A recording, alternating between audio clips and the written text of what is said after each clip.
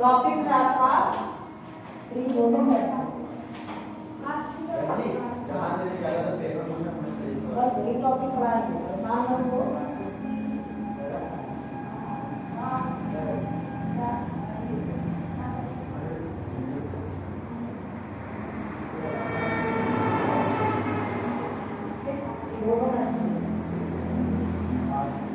इसको कहते हैं त्रिकोणमिति। त्रिकोणमिति क्या कहते हैं? त्रि माने होता है तीन, कोण माने जानते ही हो, एंगल, कोण, और मिति माने मापना। तीन कोणों को मापना, उसी को कहते हैं त्रिकोणमिति। बात आ गई तुमने? इसको ऐसे ही 10 करोड़ करो। इंग्लिश में अगर कोई स्पेलिंग गलत हो तो उसको सुधार कर देना, ठीक है? आई थिंक यहाँ पर गलत नहीं होना चाहिए।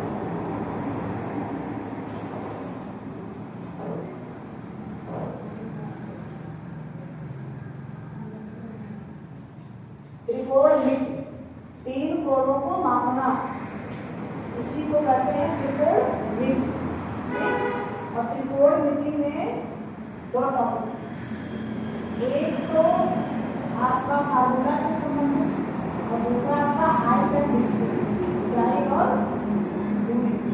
इसमें आवर्धन कोण और उन्नयन कोण ये सब पढ़ा चुके हैं आप लोग, है ना? यहाँ पर आपका रिवीजन भी हो जाएगा। ये इतना हो गया, चलिए ये सारी चीजें ध्यान रखना जरूरी है, जरूरी है आप रखना। मैथ में जो त्रिकोणमिति आपका चैप्टर है, इस चैप्टर में जो पहला टॉपिक है यही है।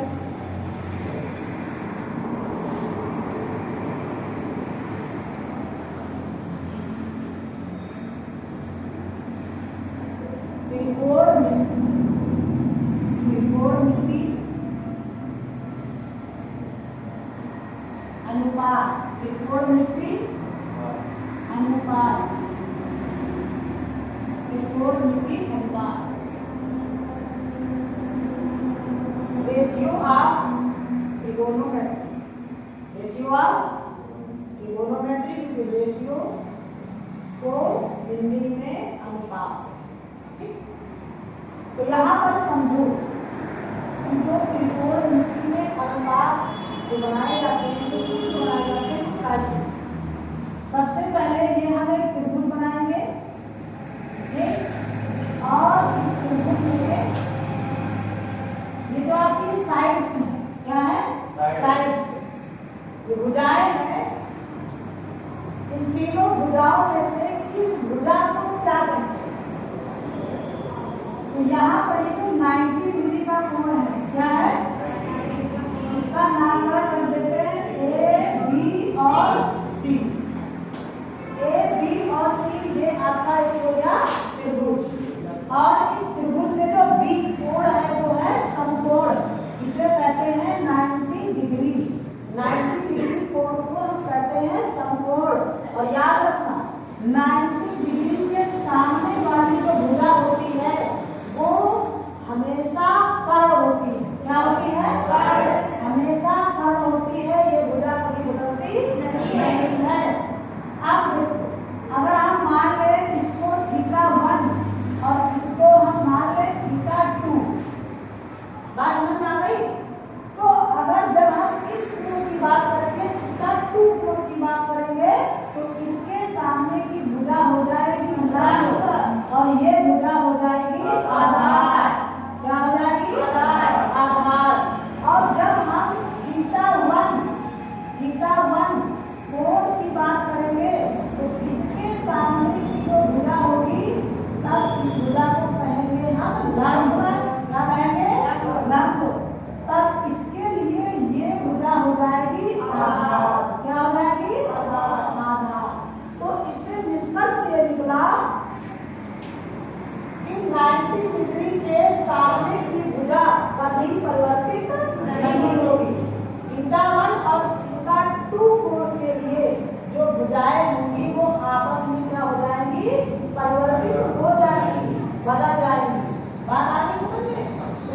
इक्वेशन आप हमेशा याद रखें। इसको बना दिया, इसको बना दो बिल्कुल ऐसे ही, ठीक है। और इसको शॉर्ट में जब हम दर्शाएंगे आगे तो इसको हम के से शॉर्ट में दर्शाएंगे और लंब के लिए एल शॉर्ट में दर्शाएंगे और आधार के लिए ए शॉर्ट में हम दर्शाएंगे, ठीक है। ये सारी चीजें आपको याद है। तो ये भुजाएं आपस में बदल सकती हैं, बात समझ में आ गई। ये भुजाएं आपस में बदल सकती हैं। ए बी भुजा इस कोण के लिए लंब होगी और बीसी आधार होगी। इस कोण के लिए बीसी भुजा लंब होगी और एबी भुजा आधार होगी। ये बात यहाँ पर याद रखना। इसमें ऐसी कोई चीज है तो आपको समझ में नहीं आई, समझ में आ गया ना। इसमें तो बहुत बड़ा पहाड़ तो है नहीं। अब मुझे लगा कि इसको भी कोई ऐसी चीज होगी जो आपको समझ में ना आई है। ये बना लिया कि नहीं? Yes sir. चलिए वेरी गुड, आगे बढ़ते हैं।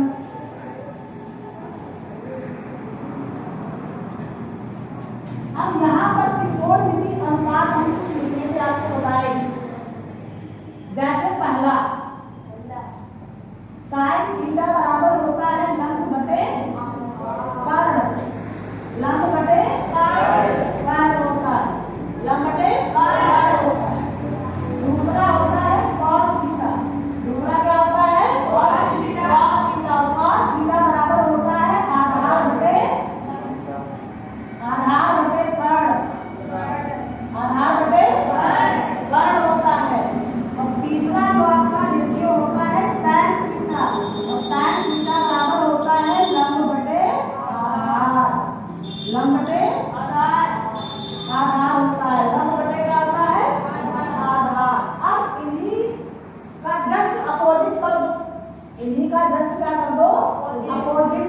तो चौथे नंबर पर आ जाएगा आपका कासेक थीटा, क्या आ जाएगा और कासेक थीटा बराबर हो जाएगा कर्ण बटे लंब हो जाएगा। पांचवा रेशियो आपका हो जाएगा सेक थीटा, क्या हो जाएगा सेक थीटा बराबर हो जाएगा कर्ण बटे आधार, कर्ण बटे आधार। और छठा हो जाएगा cot थीटा बराबर हो जाएगा आधार बटे लंब हो जाएगा, आधार बटे लंब हो जाएगा। ये आपके छेद हैं, त्रिकोणमितीय अनुपात हैं। इनको आप सदैव अपने दिमाग में याद रखना, और याद ये तभी हो पाएंगे जब आप इनको बार बार रिवीजन करते रहेंगे। बात आई समझ में? इनको नोट कर लीजिए। साइन थीटा बराबर लंब बटे कर्ण, cos थीटा बराबर आधार बटे कर्ण, tan थीटा बराबर लंब बटे आधार, cosec थीटा बराबर कर्ण बटे लंब, sec थीटा बराबर कर्ण बटे आधार, cot थीटा बराबर आधार बटे लंब। ये सारे अनुपात हैं और इन अनुपातों को आपको याद रखना है। इनसे संबंधित क्वेश्चन पूछे जाते हैं, इसलिए ये सारे आपको याद होने चाहिए। अभी इसका हम आपको शॉर्ट भी बता देंगे, है? जल्दी से नोट कर लो। हो गया?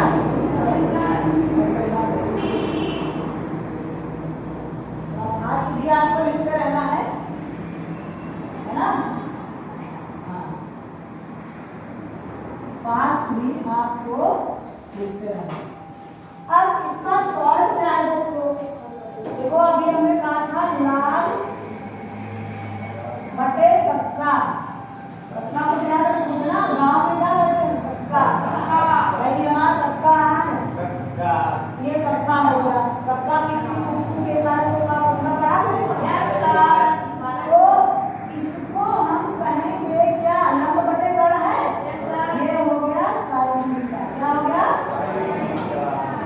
अब ये जो तुम्हारा है आधार बटे कर्ण है, इसको कहेंगे cos थीटा, क्या कहेंगे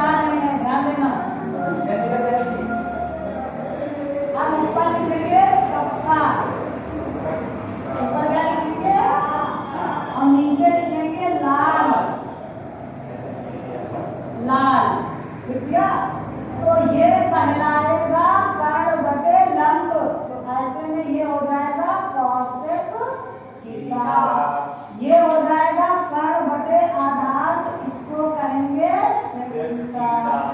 ये हो जाएगा लंब बटे आधार, इसे कहेंगे कॉट थीटा। आई बात समझ? ये होगा इस तरीके से, इसको भी जल्दी से नोट करेंगे।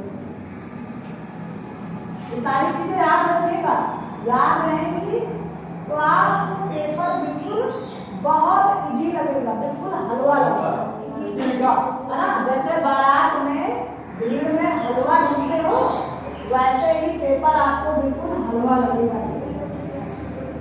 बात समझ में आई? पेपर नहीं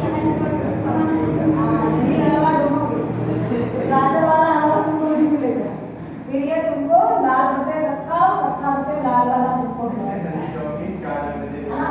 अब यहाँ पर कुछ चीजें और हैं, वो भी लो।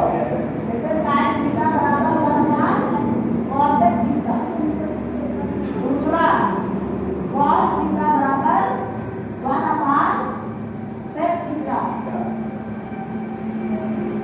टैन थीटा बराबर 1 कॉट थीटा, और फिर उसके बाद कॉसेक थीटा बराबर 1 साइन थीटा,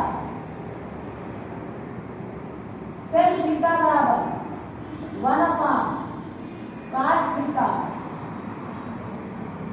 और फिर काट थीटा बराबर 1 टैन थीटा। ये रेशियो आप याद रखें। सवाल में जितने भी फार्मूले हम आपको लिखा रहे हैं, ये फार्मूले बिल्कुल जबान पे बिल्कुल रटे हुए हैं। ऐसा इनको याद कर लो, ऐसा याद कर लो कि समझ लो कि हम कोई गाना गा रहे हैं, ऐसा इनको बढ़िया याद कर लो, है ना। वो बाद में बता रहे, ठीक है, बाद में बताएंगे सारी चीजें। एक बार में सारी चीजें नहीं बता सकते ना, एक बार में एक चीज ही बता सकते, उसकी हम पूरी साड़ी आपको बनाना सिखा देंगे। फिर हाँ, साड़ी बात समझ में आ गई? साड़ी पहनने वाली नहीं, और साड़ी पहनाने के लिए पहले नौकरी पा लो, वरना करवा चौथ वाले दिन बहुत लड़ाई होगी, याद रखो। हाँ, भाई लड़ाई क्यों हो? साड़ी नहीं होने नहीं, सब कुछ नया होना चाहिए। बेचारी वो महिला जा रहेगी पूरा दिन, बढ़िया मिठाई होनी चाहिए, बढ़िया साड़ी होनी चाहिए, बढ़िया सैंडल होने चाहिए खाने के लिए, है ना। तभी क्या करके ये सारी चीजें हैं, इसमें याद होना चाहिए। कहने का तात्पर्य है कि पढ़ाई में अगर हम अभी मेहनत कर लेंगे तो भविष्य में हमको कष्ट नहीं सहना पड़ेगा, और अभी अगर हमने आराम किया तो भविष्य में हमको कष्ट सहना पड़ेगा। इस बात को आप याद रखो, बिल्कुल बोलना चाहिए।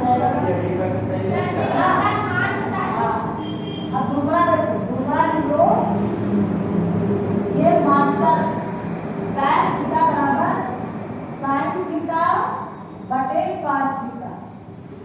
ये टैन, साइन और कॉस में संबंध बोला जाता है।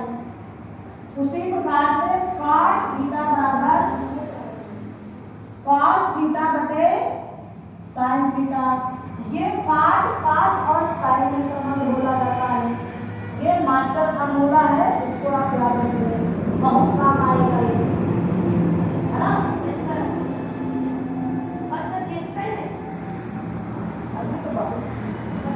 अभी तो ट्रेलर नहीं, अभी तो पूरा विषय बाकी है। क्लास बनना है, अभी भी नंबरिंग चल रही है, अभी क्या चल रही है? नंबरिंग। अभी तो मार धार काट चीट गाना रुमान सब बाकी है, बात आ रही है। तो विषय में इस